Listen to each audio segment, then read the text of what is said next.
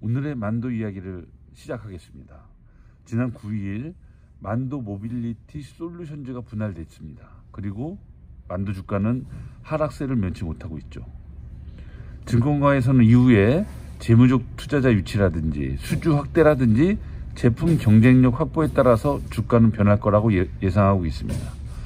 그렇다면 노동조합의 과제는 무엇일까요? 무엇보다 국내 공장 투자가 시급합니다. 사측은 자료를 통해서 만도는 EV 솔루션에 집중한다고 설명합니다. 하지만 각 공장의 일부 품목에 불과한 것이 지금의 현실입니다.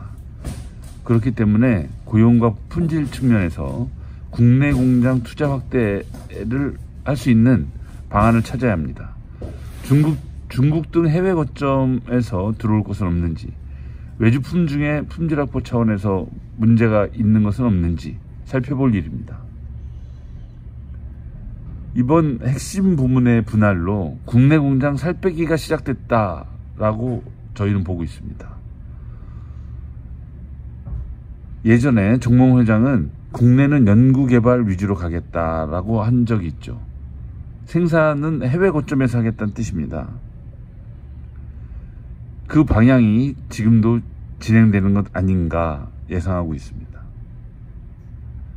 노동조합이 과거에는 임금과 단협, 노동안전, 복지 확대 이런 부분에 집중했다면 앞으로는 사측의 경영 방침과 방향, 예를 들자면 인적 물적 분할이라든지 공장 재구성에 관한 사항까지 사업 영역을 확대해야 됩니다.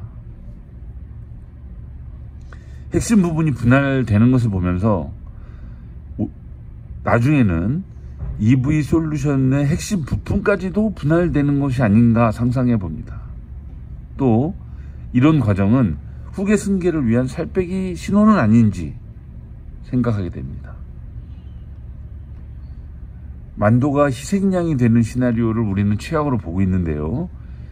그 시나리오를 얘기하기 전에 아까 말씀드렸던 EV 솔루션의 핵심 부분이 또다시 분할되는 것 아닌가라는 것은 아직은 억측입니다.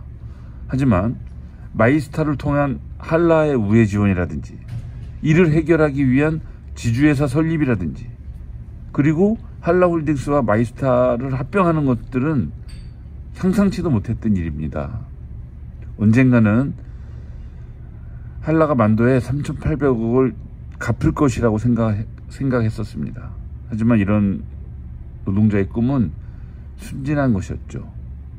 좋게 말하면 고도화된 경영 기법이지만 노동자의 눈으로 보면 빨대 꽂기에 불과합니다.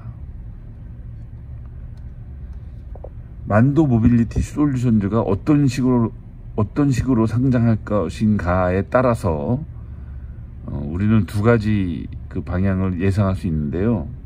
구주 매출로 상장을 하면 그 투자금이 만도에 귀속될 거라고 봅니다. 신주 발행 방식이면 만도 모빌리티 솔루션즈에 귀속되겠죠. 그래서 그 방식에 따라서 구주 매출은 한온 시스템 인수를 위한 토대가 될 가능성이 있고, 신주 발행이라면 한라홀딩스의 투자 자금이 될 가능성이 있지 않나 라고 생각합니다. 최악의 시나리오는 무엇이냐면 한온 시스템 인수에 있고 그 다음에 한온 시스템 인수를 위해 들어간 비용을 만도가 갚아나가는 그 방식을 저희는 최악으로 봅니다.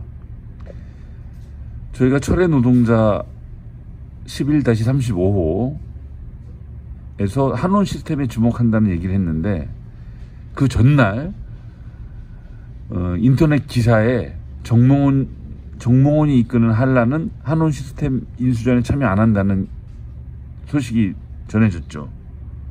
근데 굳이 왜 이런 인터뷰를 하게 됐을까요? 시장에서는 만도가 한온 시스템에 관심이 있다는 것을 알기 때문 아닐까요? 어쨌든 지금 당장은 한라 관계자의 말처럼 만도 모빌리티 솔루션에 집중하겠다고 합니다. 우리도 기사에 나온 대로 EV 솔루션에 집중해서 만도가 매년 8%씩 성장하고 만도 모빌리티 솔루션즈가 매년 14%씩 성장해서 한원 시스템을 앞지르길 진심으로 바랍니다. 이상 만두 이야기를 마치겠습니다.